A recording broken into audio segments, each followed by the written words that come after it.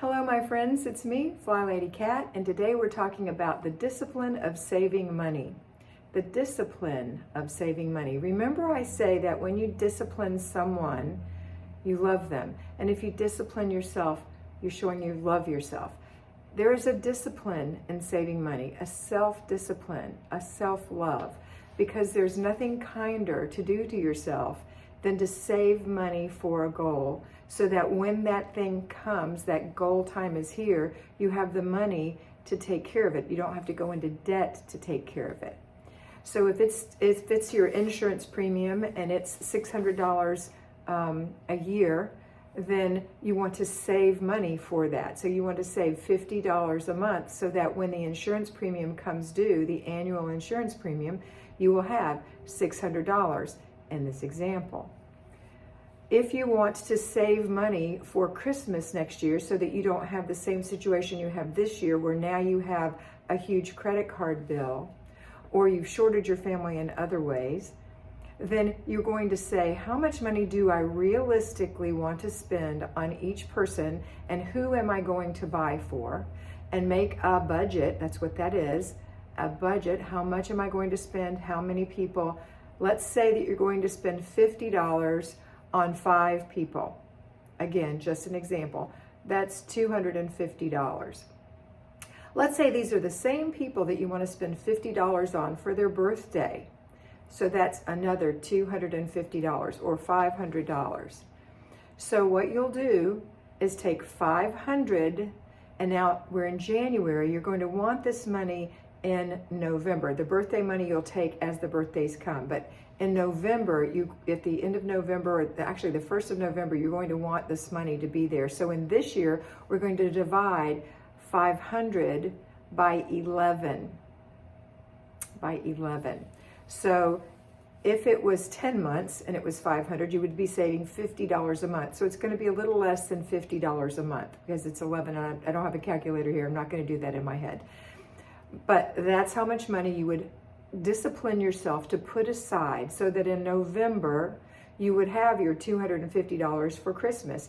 And throughout the year, as the birthdays came up, you would have $50 to spend on that person for their birthday. Again, this is just an example. You may have many more people and a smaller budget. I started my own at $25 a person, and there were, I think, 12 people or 15 people, I can't remember. It's different now because everything evolves and changes. I spend more money now and I have less people now. So it doesn't matter. I still have that self-discipline of saying, okay, this much money goes into my birthday and Christmas account, a separate savings account. So that you are doing a love for you are disciplining yourself is giving yourself love so that when it does come time, there's no pressure. There's no emergency. You know, that's what it tends to be all the time. Everything is so emotional. You know, our spending is so emotional because we're broke all the time, or we're strapped all the time, or we're putting more stuff on our credit card all the time. It's very emotional. It should be boring. These things should be boring. They should be normal. They shouldn't be anything to get excited about. Yes, I have money for Christmas. Yes, I have money for the annual insurance premium. Or if your house is paid for, don't forget that you have to pay taxes on your house every year. So you're going to make a budget, and in your budget, you're going to have things that you're going to need to put aside money for. And that would be, for me, I have a separate savings accounts for those things. So I would say that loving yourself and disciplining yourself in this way will be very worthwhile.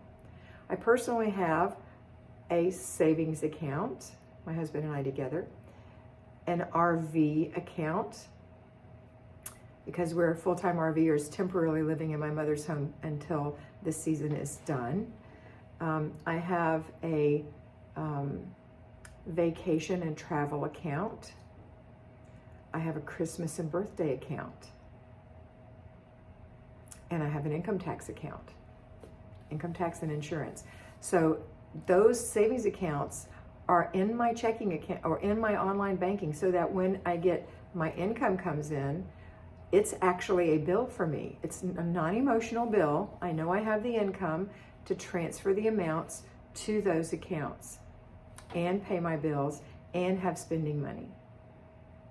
So if you need a budget, I suggested to one of my patrons today, because I don't really, I mean, I can give you some very general ideas of how to do a budget, but I found one online, and there's many. Don't think this is the only one, but you can go to your bank, your online banking, and try to use their budget planner. I've discovered, I just looked at mine again today, it's gotten very complicated.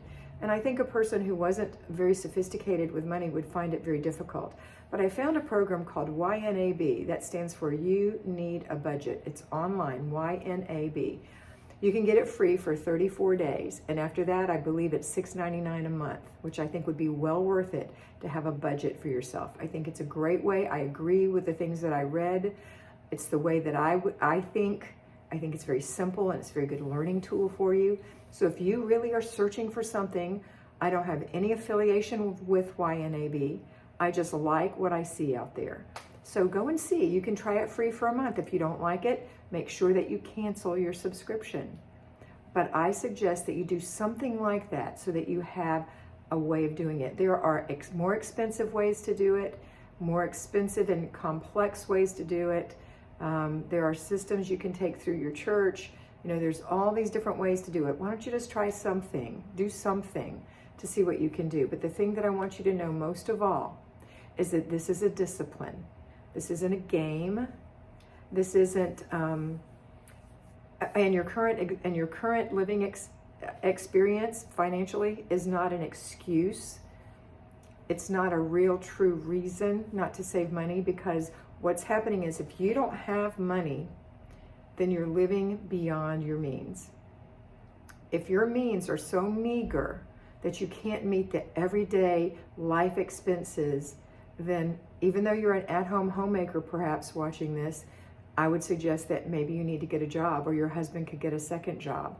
If your income is so meager that you can't afford to put shelter, there's no shelter for you, a decent shelter, and it doesn't have to be fancy, trust me.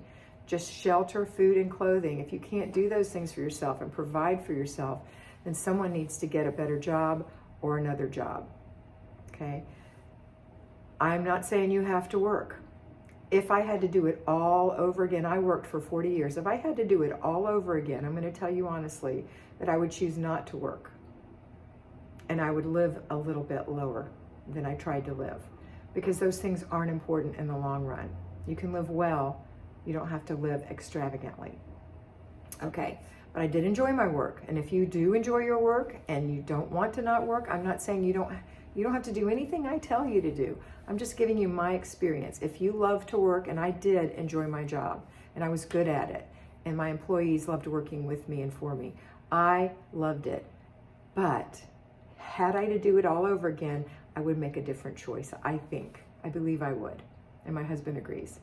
So, you know, the couples have to be in agreement. There's lots of things. So don't break your heart over this. If you have to work and don't want to work, and your husband insists that you work, don't break your heart over this. Just be the best worker that you can be and enjoy what you're doing. If you're an at-home homemaker and you're pining to work, just think about what you really do have and see how you can live within your means. But go look at that YNAB budget system and see if that doesn't work for you. They're going to get a flood of hits from this, I'm sure.